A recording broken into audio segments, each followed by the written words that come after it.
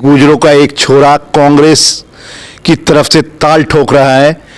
हमारे साथ हैं अजीत तोंगड़, जो कि कांग्रेस की टिकट का दावा कर रहे हैं। क्षेत्र में जो काम किए हैं वो काम कहीं ना कहीं ग्रुपबाजी में हुए हैं, कहीं ना कहीं वो अपने लोगों के लिए काम करते हैं। तो जो ग्रुपबाजी अभय सिंह जी ने की है उसको कहीं ना कहीं ख़त्म किया जाए।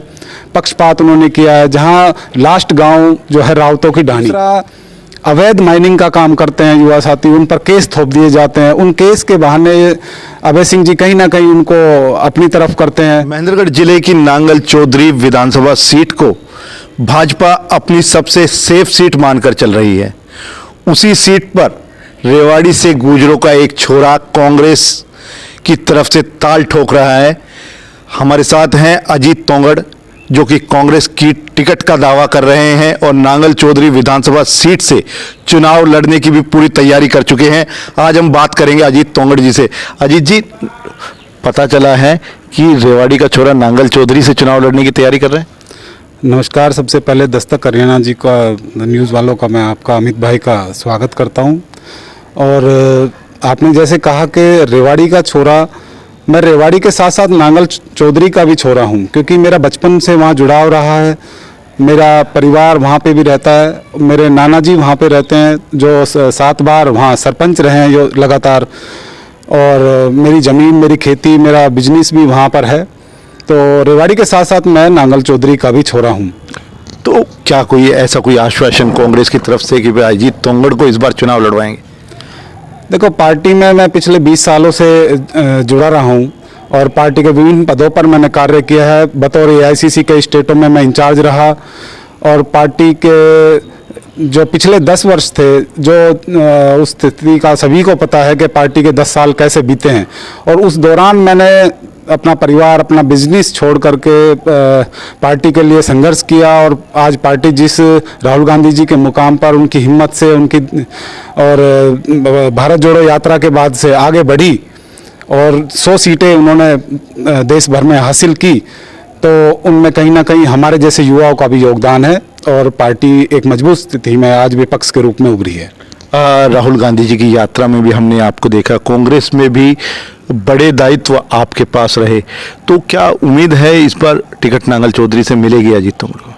कहीं ना कहीं मुझे ऐसा लगता है कि पार्टी को नए चेहरे पर दाव खेलेगी और मुझे मौका मिलेगा, क्योंकि मैं एक पार्टी का वफादार सिपाही हूं और वरिष्ठ नेताओं की नज़र में भी मैं पार्टी का वरिष्ठ, एक कांग्रेस का कार्यकर्ता और वरिष्ठ सिपाही हूं। तो मुझे मौका देगी, मुझे विश्वास है। और मैं 32 सालों का सूखा जो नांगल चौधरी नारनौल सीट है, वो 32 सालों से कांग्रेस की झोली में नहीं आई है, तो उसको कांग्रेस की झोली में डालने का काम करूँगा और सरकार बनाने का काम होगा हरियाणा में। तमाम ऐसे मुद्दे हैं वहाँ के जिन पर हम काम कर रहे हैं। कहीं ना कहीं वहाँ की जनता भी मुझे एक युवा नेता के रूप में स्वीकार कर रही है और निश्चित तौर पे पार्टी मुझ पर दाव खेलेगी। मैं चुनाव लड़ूंगा और जीत कर दिखाऊंगा। जैसा आपने बताया कि 32 साल से सूखा है वहाँ पर कांग्रेस का, तो अजीत तोंगड़ इतनी रिस्की सीट पर क्यों दाव खेलना चाह रहे हैं? कहीं और से भी तो लड़ सकते थे, नांगल चौधरी क्यों? मैंने हमेशा संघर्ष की परिस्थितियों में ही कार्य किया है, चाहे मेरा स्कूली जीवन हो, चाहे मेरा कॉलेज का हो या कॉलेज के बाद भी। मैंने हमेशा ही संघर्ष की लाइफ जी है और एक आम आदमी के लिए, एक गरीब वर्ग के लिए काम किया है। और देखो, जीतने वाली सीट पे तो सभी लड़ना चाहते हैं, पर इतना जिगरा और इतना हौसला चाहिए कि आदमी 32 साल पुरानी जो सीट है, जो कांग्रेस के खाते में नहीं आई, वहाँ पर लड़ करके मैं दिखाना चाहता हूँ कि मैंने किस तरह वहाँ पर लोगों के लिए काम किया है और काम करने जा रहा हूँ। क्या मेरी योजना है उन लोगों के लिए। कई लोग मेरे साथ जुड़ रहे हैं और उसी के साथ साथ लोगों को भी आशा है कि हमारे दुख दर्द में या काम आने में कोई काम आ सकता है तो अजीत तोंगड़ होगा। गुजर समाज की जहाँ तक हम बात करें कि एक अच्छा खासा दबदबा है नांगल चौधरी सीट पर, वोटों के लिहाज से भी, तो आपको कैसा क्या समर्थन अभी तक मिला है? वहाँ पर आप जा रहे हैं डोर टू डोर। लगभग 98 गांव हैं वहाँ पर, 180 बूथ हैं। लगभग मैंने सभी गांव वहाँ डोर टू डोर कंप्लीट कर लिए हैं और अच्छा खासा समर्थन मुझे गुर्जर समाज से ही नहीं सभी वर्गों से मुझे प्राप्त हो रहा है, चाहे वो यादव भाई हों, चाहे जाट बेल्ट में जो गांव हैं, लगभग 23 गांव यादवों के जाटों के हैं और लगभग 35 गांव अहीरों के हैं, 30 गांव गुर्जरों के हैं, ब्राह्मण भी हैं, सैनी भी हैं, सभी वर्गों का मुझे अच्छा समर्थन मिल रहा है। और वो लोग ये चाहते हैं कि एक अजीत जैसा नेता, एक अजीत जैसा कार्यकर्ता जो सच्चा ईमानदार है, पार्टी उनको टिकट दे, हम उनके साथ लगें और उसको जीत हासिल करें। अजीत तोंगड़ जी, भाजपा की हम बात करें तो भाजपा के सर्वे में नांगल चौधरी सीट उनकी सबसे सेफेस्ट सीट में से आती है। उनके काम बोलते हैं। आपके पास क्या मुद्दा रहेगा, कैसे अभय सिंह को चुनौती दे पाएंगे? देखो, अभय सिंह यादव एक सीनियर आईएएस रहे हैं। उन्होंने क्षेत्र में जो काम किए हैं वो काम कहीं ना कहीं ग्रुपबाजी में हुए हैं, कहीं ना कहीं वो अपने लोगों के लिए काम करते हैं। दूसरा, हर एक गांव में उन्होंने 2 से 3 ग्रुप बना दिए हैं। उन ग्रुपों की वजह से पूरे गांव में एक अजीब सा माहौल है, एक दूसरे भाइयों में जो भाईचारा था वो भी कहीं ना कहीं ख़त्म हुआ है। और लोग ये चाह रहे हैं कि देखो, जो ग्रुपबाजी अभय सिंह जी ने की है उसको कहीं ना कहीं ख़त्म किया जाए। पक्षपात उन्होंने किया है। जहाँ लास्ट गांव जो है रावतों की ढाणी, वहाँ तक अभी पीने का पानी वहाँ नहीं पहुँचा है, जो कि नल एक मनमोहन जी की सरकार में पीने के पानी की व्यवस्था वहाँ की गई थी और पाइपलाइन भी बिछा दी गई थी, परंतु वहाँ आखिरी छोर तक उस गांव में भी पानी की व्यवस्था नहीं हुई है। लोग परेशान है, ढानियों में बिजली की समस्या है, रास्तों की समस्या है, रोजगार नहीं है, स्वास्थ्य जो के नाम पर दिखावा है खाली, और इंडस्ट्रियल एरिया वहाँ नहीं है। लोग युवा साथी वहाँ बेरोजगार हैं, ताश खेलने का काम करते हैं, कोई काम ही नहीं है। दूसरा, अवैध माइनिंग का काम करते हैं युवा साथी, उन पर केस थोप दिए जाते हैं। उन केस के बहाने अभय सिंह जी कहीं ना कहीं उनको अपनी तरफ करते हैं कि भैया तुम्हारे मैं केस में पैरवी करूंगा। और युवा बहुत परेशान है, लोग हर वर्ग के लोग उनसे दुखी हैं। कहीं ना कहीं बीजेपी ग्रुपबाजी कर करके वहाँ चुनाव जीतना चाहती है, परंतु इस बार ऐसा नहीं होगा। और बीजेपी की ये जो दोहरी नीति है ये फेल होने जा रही है और अभय सिंह बुरी तरह फेल होंगे। और कांग्रेस पार्टी का कैंडिडेट, मैं ये नहीं कहता कि मुझे ही कांग्रेस पार्टी टिकट देगी तो मैं लड़ूंगा, नहीं, पार्टी किसी को भी अपना चेहरा बनाए, मैं मजबूती के उसके साथ लगूंगा और कांग्रेस पार्टी वहाँ जीत कर दिखाएगी और सरकार बनाएगी। एक 32 साल का सूखा एक बड़ा टाइम पीरियड होता है। अजीत तोंगड़ के पास क्या विजन है? नांगल चौधरी एक पिछड़ा हुआ क्षेत्र जिसे हम मानते थे, अब तो चलो मल्टी लॉजिस्टिक हब वहाँ चला गया, कनेक्टिविटी सड़कों की अच्छी हो गई। अजीत तोंगड़ के पास क्या विजन है, क्या विजन लेके जा रहे हैं लोगों के बीच? देखो, लॉजिस्टिक हब की आप बात कर रहे हो, उससे वहाँ के क्षेत्र के लोगों से उसका कोई फ़ायदा नहीं है, ना वहाँ से कोई रोज़गार आया है। रही सड़कों की बात करें तो बड़े बड़े टोल लगा दिए गए हैं। लोगों को एक से दूसरे गांव जाने के लिए 150 रुपये का टोल देना पड़ता है, तो उनको 4 बार सोचना पड़ता है। उसका भी वहाँ के स्थानीय लोगों को कोई फ़ायदा इतना मुझे खासा नज़र नहीं आता। समस्या वहाँ पानी की है, खेती योग्य पानी वहाँ नहीं है। सिंचाई के लिहाज से भी वहाँ नहरी पानी का जो व्यवस्था की गई है उसमें भी पूरे क्षेत्र का 1 या 2% ही खेती वहाँ हो पाती है। किसान उससे भी दुखी हैं। दूसरा, जो मोटर का जो अपना कुएं की ट्यूबवेल का जो कनेक्शन है वो भी बहुत महंगा है, वहाँ से उससे भी लोग दुखी हैं। मैंने ये तय किया है कि अगर मुझे कामयाबी मिलती है, कांग्रेस पार्टी की सरकार बनती है, तो 3-4 अहम मुद्दे बड़े हैं, जैसे कि स्वास्थ्य को लेकर के, शिक्षा को लेकर के, पानी के मुद्दों को लेकर के, भाई हर घर जल, ये मेरा अहम मुद्दा होगा। वहाँ पर लोगों को फ्री ट्यूबवेल कनेक्शन दिए जाएंगे। स्वास्थ्य के नाम पर हॉस्पिटल का जो निर्माण आज तक कांग्रेस ने जो चलाया था, पहले एक मुहिम चलाई थी, भाई यूनिवर्सिटी और ये अपना हॉस्पिटल वहाँ बने, तो उसको लेकर के मैं कंटिन्यू जारी रखूँगा कि स्कूल बने वहाँ पर, यूनिवर्सिटी बने, हॉस्पिटल बने, ताकि जन सुविधा लोगों तक पहुँच पाए। और आईटी सेल का ये जो इंडस्ट्रियल एरिया वहाँ हो और एक स्पोर्ट्स यूनिवर्सिटी वहाँ बने। जहाँ तक मेरा आकलन है 3276 लोग उस क्षेत्र में सेना में या अर्धसैनिक बल हैं जो आज करंट में लोग सर्विस कर रहे हैं, जो देश की सुरक्षा कर रहे हैं। क्योंकि वहाँ के पानी में ही एक अपना बड़ा शक्तिशाली एक पावर है। वहाँ के युवा साथी रनिंग अच्छी करते हैं, फिजिकली बहुत उनका अच्छा है।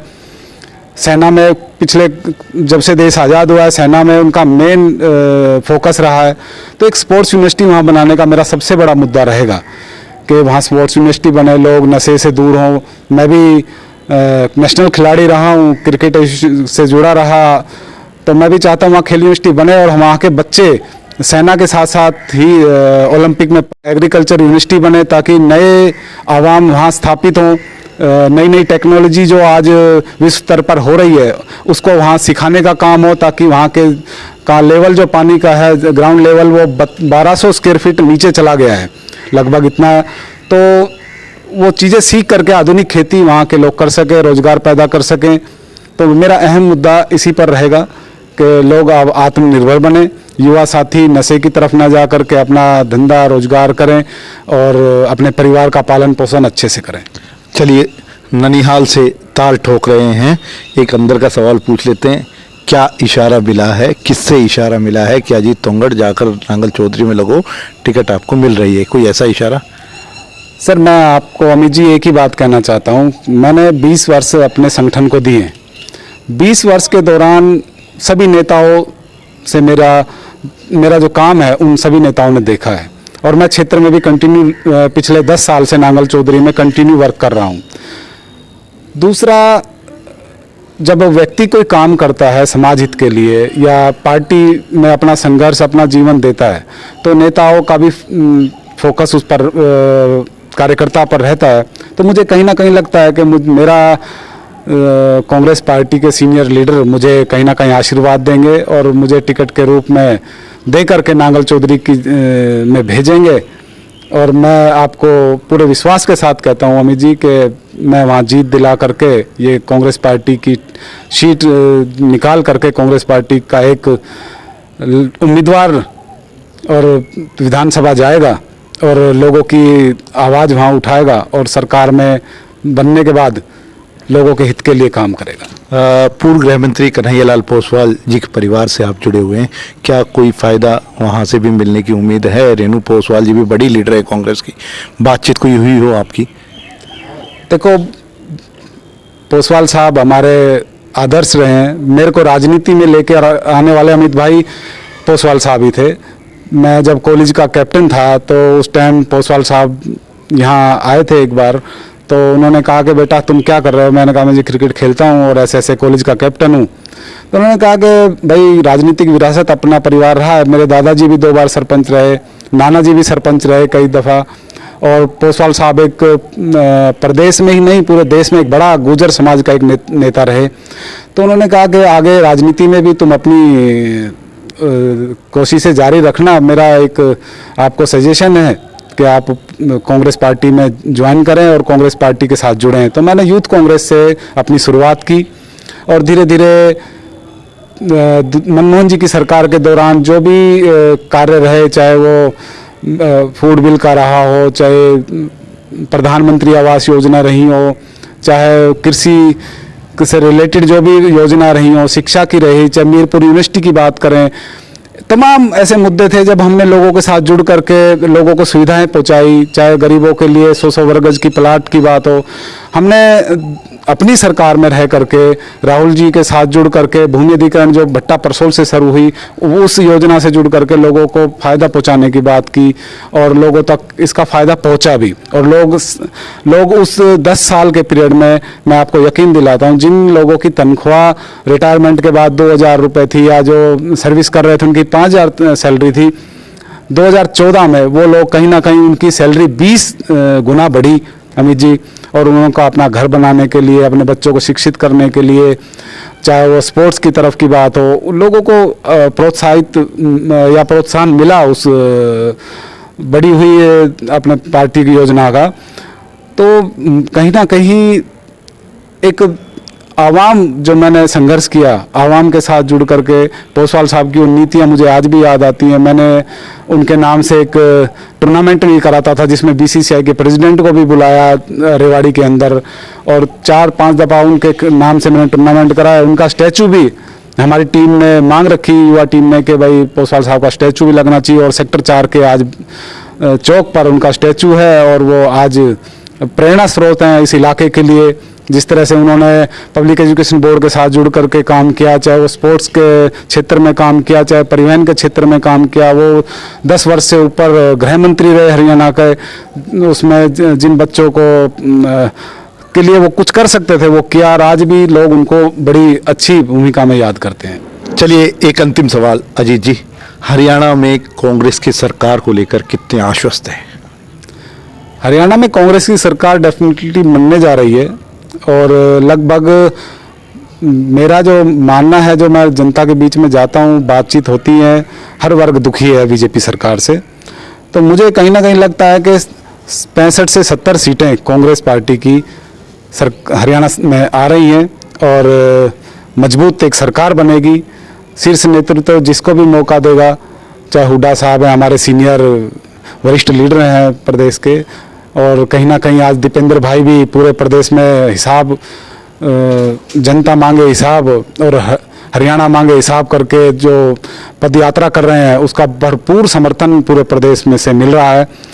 तो डेफिनेटली पार्टी मजबूत चेहरे को ही सीएम बनाएगी, और पार्टी नए युवा चेहरों को मौका देगी, और 70+ सीटें हम हरियाणा में बनाने जा रहे हैं।